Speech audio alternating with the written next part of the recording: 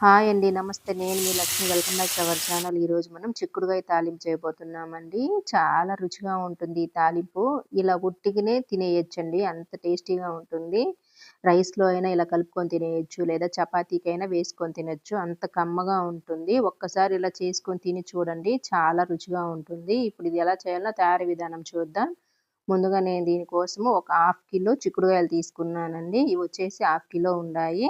ఈ half kilo చిక్కుడుగాయల్ని బాగా ఒలుచుకునేసి కడుక్కునేద్దాము. ఇవి కొద్దిగా లేతగా ఉండాయండి. ముదురుగా ఉండేటివైతే ఇంకా బావుంటుంది తాలింపుకి. ముదురు వాటిల్లో గింజలుంటాయి కాబట్టి టేస్ట్ కూడా సూపర్‌గా ఉంటుంది. దీంతో పులుసు కూడా చేసుకోవచ్చండి. సూపర్‌గా ఉంటుంది. చిక్కుడుగాయల్ని ఒలిచేప్పుడు ఇలా విడదీసి ఒలిచినామంటే మనకేయన్నా పుచ్చులున్నా అవంతా నీట్‌గా కనిపిస్తాయి. శుభ్రంగా ఒలుచుకోవచ్చు. అన్ని చిక్కుడుగాయల్ని ఇదే మాదిరిగా ఒలుచుకునేయాలండి. మొత్తం ఒలుచుకున్న తర్వాత చూపిస్తాను నేను. మొత్తం అన్నీ ఇదే మాదిరిగా తీసి చూసుకొని ఒలుచుకోవాలి. ఇలా ఒలుచుకున్న చిక్కుడుగాయల్ని ఒక కళాయిలో వేసుకునేసి, శుభ్రంగా వీటిని కడుక్కునేసి, ఒక 2 గ్లాసులు నీళ్లు వేసుకునేద్దాము. చిక్కుడుగాయల్లో నీళ్లు కొలతేం కాదండి.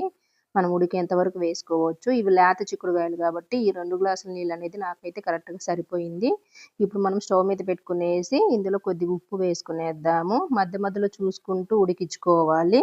ఇలా మధ్య మధ్యలో చూసుకుంటూ ఉడికించుకోవాలండి చిక్కుడుగాయలు. తొందరగానే ఉడికిపోతాయి మనకి. ఇప్పుడు ఒకటి పట్టి కూడా చూద్దాం ఉడికిందా లేదా అని. చూసారా? ఇలా ఉడికితే సరిపోతుంది. ఇప్పుడు స్టవ్ ఆఫ్ చేసుకునేసి, ఈ నీళ్ళన్నీ వంపేసి చిక్కుడుగాయలని ఒక ప్లేట్‌లో వేసుకునేద్దాము. ఈ చిక్కుడుగాయల్ని కొద్దిగా పిండేసి ఇలా ప్లేట్‌లో పెట్టినాను. చిక్కుడుగాయలు పిండితే తాలింపు బావుంటుంది. ఒకవేళ మీకు ఇష్టం లేకపోతే పిండకుండా కూడా చేసుకోవచ్చు. ఇప్పుడు వీటిని పక్కన పెట్టుకునేసి స్టవ్ మీద ఇదే పెనం పెట్టుకునేసి ఇందులో 2 స్పూన్లు నూనె వేసుకునేద్దాము. నూనె బాగా కాగిన తర్వాత ఒక అర టీ స్పూన్ ఉద్దిపప్పు ఆవాలు వేసుకునేసి ఇవి కొద్దిగా చిటపటలాడిన తర్వాత ఇందులో కట్ చేసి పెట్టుకున్న ఉల్లిపాయ అలానే ఒక 2, 3 తెల్లబాయలు వేసుకునేసి కొద్దిగా కరివేపాకు కూడా వేసుకునేసి వీటిల్ని కొద్దిగా వేపుకోవాలి. ఇవి మనకి ఎక్కువగా ఫ్రై అవ్వాల్సిన అవసరం లేదు.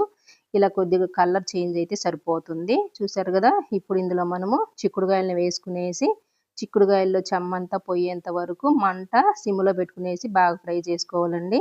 మీడియంగా పెట్టుకున్నా కూడా మనకు అడుగు అంటేస్తది. సిమ్‌లోనే పెట్టుకోవాలి.